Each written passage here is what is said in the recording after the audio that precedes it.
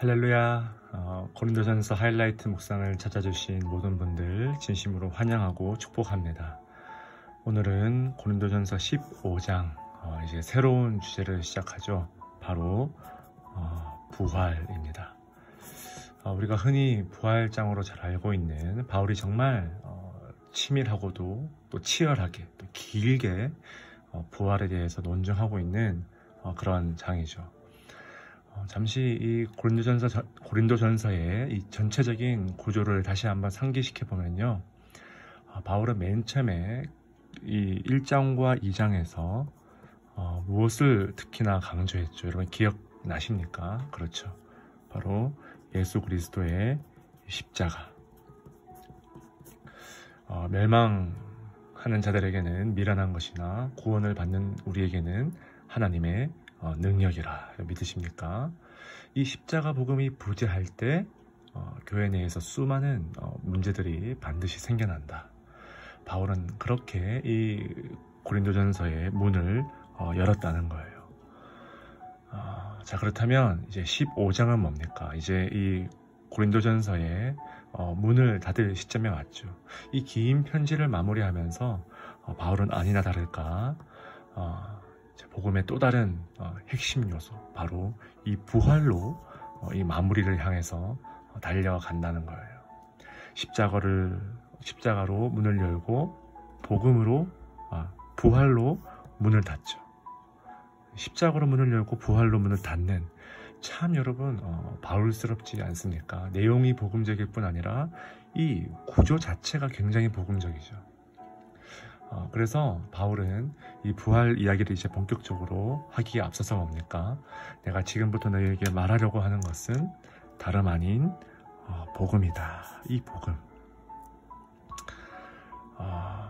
내가 너희에게 전한 그 복음이다. 그러니까 이 부활의 주제가요, 기독교 복음을 이해하는데 얼마나 필수적이고 또 중요한지를 지금 바울이 제대로 가르쳐주고 있는 것이죠.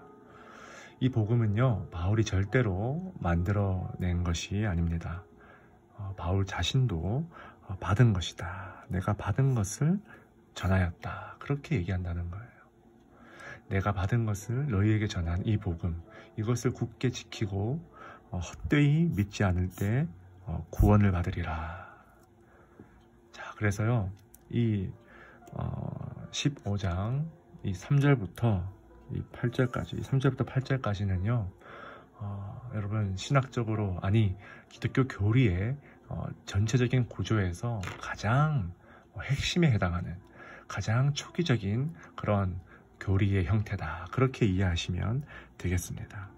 가장 초기의 복음 전승 혹은 신조, 일종의 신조 교리의 형태다. 그렇게 보시면 되겠습니다. 보수적인 학자들은 아마 예수가 부활하고 승천한 지 최소한 2, 3년 내에 이 전승, 이 복음의 문구가 만들어지지 않았을까, 그렇게 추측을 하는데요. 자, 바울이 받아서 고린도 교회에게, 아니 그가 다녔던 모든 지역의 모든 사람에게 가장 핵심적으로 전한 이 복음은요, 여러분 4가지 동사로 정리될 수 있습니다. 자, 우리도 한번 똑같이 한번 정말 말 그대로 외우는 심정으로 한번 살펴볼까요? 첫째, 죽으셨다라는 겁니다. 여러분 명백한 사실이죠. 이 예수가 죽은 것,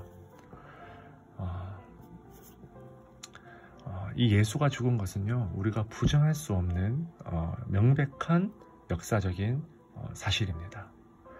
그런데 이 단순한 죽음이 왜 깊은 신학적인 의미, 아니 쉽게 말해서 역사적인 단순한 어떤 죽음이 왜 우리와 실존적으로 깊은 관련이 있습니까?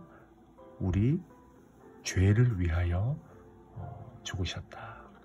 여기서 이 위하여는요, 다른 말로 하면요, 대신하여 라고 번역해도 무방합니다. 어느 번역이나 다 좋아요. 중요한 것은 뭡니까? 대속의 죽음이죠. 바울이 예수를 가리키는 이 호칭도 중요해요. 바로 그리스도다, 크리스토스. 다른 말로 메시아죠. 구약에서부터 이 기나긴 구원의 역사를 통하여서 약속된 바로 그 메시아의 죽음. 이것이 바로 이 복음 전승의 첫 번째 중요한 죽으시고라는 이 동사라는 것입니다. 자, 그렇다면 두 번째 동사는 무엇일까요? 장사 지냈다. 복음 요약의 이 두 번째 동사는요, 장사 지냈다라는 거예요. 예수께서 명백하게 장사 지냄을 받았다는 것. 이것도 이 초기 신앙 고백에서 빠져서는 안 되는 아주 중요한 요소였다는 거죠. 여러분, 왜 그렇습니까? 예수의 죽음이 부인할 수 없는 그 죽음이 먼저 부인할 수 없는 사실이었음을 강조하기 위해서. 여러분, 우리는 흔히 그렇게 오해할 때가 있는 것 같아요. 예수님 시대의 옛날 사람들은 순진하고 아주 단순하고 신화를 잘 믿는 이 고대 시대의 사람들이니까 아무래도 이 부활, 그 말도 안 되는 사람이 죽었다가 다시 살아나는 이야기를 순진하게 믿었을 거야. 아니요, 여러분, 절대로 그렇지 않습니다. 예수와 바울 당시에도요, 죽은 자가 다시 살아났다는 것은 오늘 현대 시대를 살아가는 우리들에게만큼이나 똑같은 비중으로 절대로 믿을 수 없는 그런 이야기였어요. 톰 라이트가 자신의 유명한 저서인 이 부활에 관한 책에서 이것을 정말 강조하지 않습니까? 이 부활은요, 이 당시의 사람들에게도 믿을 수 없는 그런 이야기였어요. 그래서 초대교회의 뭐 가현설이니 뭐니 하는 이 도케티즘, 이 가현설이니 뭐니 하는 예수는 진짜 육체를 가지지 않은 그저 영적인 존재였다, 그런 이단적인 주장들이 나오지 않습니까? 바로 이러한 이유 때문에요, 그가 장사되었다. 이것은 초기 기독교 신앙의 아주 중요한 항목으로 자리를 잡았다는 거죠. 자, 그 다음에 세 번째 동사가 바로 이 15장의 주제인 다시 살아나셨다. 며칠 만에, 사흘 만에. 이 동사, 다시 살아나셨다, 이 동사는요, 수동태로 기록되어 있습니다. 그러니까 창조주 하나님께서 예수를 죽은 자 가운데서 다시 살리셨음을 의미하죠. 이 부활이야말로 뭡니까? 창조주 하나님의 위대한 이 창조의 행위라는 거예요. 이 창조의 행위. 부활은 창조라는 거죠.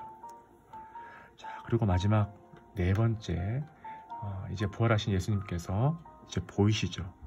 5절부터 보시면 보이시고, 6절에도 보이셨나니, 7절에도 보이셨으며 8절에도 보이셨느니라. 전부 지금 같은 동사예요. 초기 이 복음에는요, 이처럼 수많은 증인들, 도저히 거부할 수 없는 증인들, 한두 명 정도가 아니라 수백 명이 지금 산 증인으로 여전히 활동하고 있었다는 거예요. 재미있는 것은요, 지금 이 증인들 중에는 복음서와는 달리 여자들은 있습니까, 없습니까? 그죠? 한 명도 없죠. 고대 세계에서 여성들은 증인으로서 신뢰를 받지 못했기 때문에, 가치가 없었기 때문에 이렇게 복음 전승과 신조로 만들어진 과정에서 아무래도 여자들을 빼라는 압력을 받았겠죠. 이 말은 더더욱 뭡니까? 이 복음서의 부활 증인 이야기가 절대로 만들어진 이야기나 거짓이 아니라는 사실을 명백히 보여주는 또 하나의 증거가 된다는 거예요.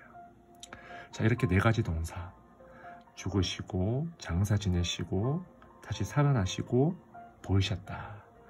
자, 마지막으로 살펴볼 중요한 것은요, 이 부활을 제외한 나머지 세 가지, 죽으시고, 장사 지냄 받으시고, 보이셨다. 여러분, 이 동사는요, 전부 다 시제가 뭐냐 하니까 바로 부정과거 시제입니다. 그러니까 일시적인 어떤 단회적인 어떤 싱글 이벤트를 묘사할 때 쓰는 그런 시제였다는 거예요. 자, 그런데 이 세 번째, 다시 살아나다. 여러분, 이 부활의 동사는요, 유일하게 놀랍게도 완료형입니다. perfect, 완료형. 이 완료 시제는요, 한번 일어난 그 사건, 다시 살아난 2000년 전에 다시 살아난 그 사건이 지금 지속적으로 그 사건이 지금도 살아계심을 나타내는, 계속해서 그것이 현재까지 앞으로 쭉 영향을 미치는 그러한 표현을 묘사하는 시제로, 이 완료 시제로 쓰였다는 거예요. 이게 뭘 의미합니까? 지금도 이 예수가 부활의 첫 열매가 되심으로써 모든 이 복음을 믿는 그리스도인들의 부활을 바라며 고대하고 있음을 보여준다는 거예요. 여러분, 정말 이 복음이야말로 가장 복된 소식, 정말 굿뉴스 아닙니까? 바울은 이 복음을 어떻게 표현합니까? 만삭되지 못하여 난 자 같은, 만삭되지 못하여 난 자에게 주어진 하나님의 놀라운 그 은혜다. 하나님의 은혜, 그의 은혜. 살 수 있는 희망이 전혀 없는 이 사산아와도 같은 자였지만 부활의 주님을 만난 그 은혜로 인해서 하나님 나라를 위해서 수고하는 그런 자가 되었다는 거예요. 이것이 바로 부활의 능력이자 복음의 능력이라는 사실입니다. 사랑하는 여러분, 오늘 이 가장 초기 기독교 신앙의 중요한 이 복음의 4가지 동사를 한번 배워보았습니다. 이 복음의 이 4가지 동사를 가슴 깊이 새김으로써 이 흔들리지 않는 복음의 굳건한 토대를 통하여서 구원을 받고 또 구원을 깊이 이루어가는 저와 여러분 될 수 있길 주님의 이름으로 축원드립니다. 이 복음 우리 붙들고 우리 함께 기도하며 나아갑시다. 하나님 아버지,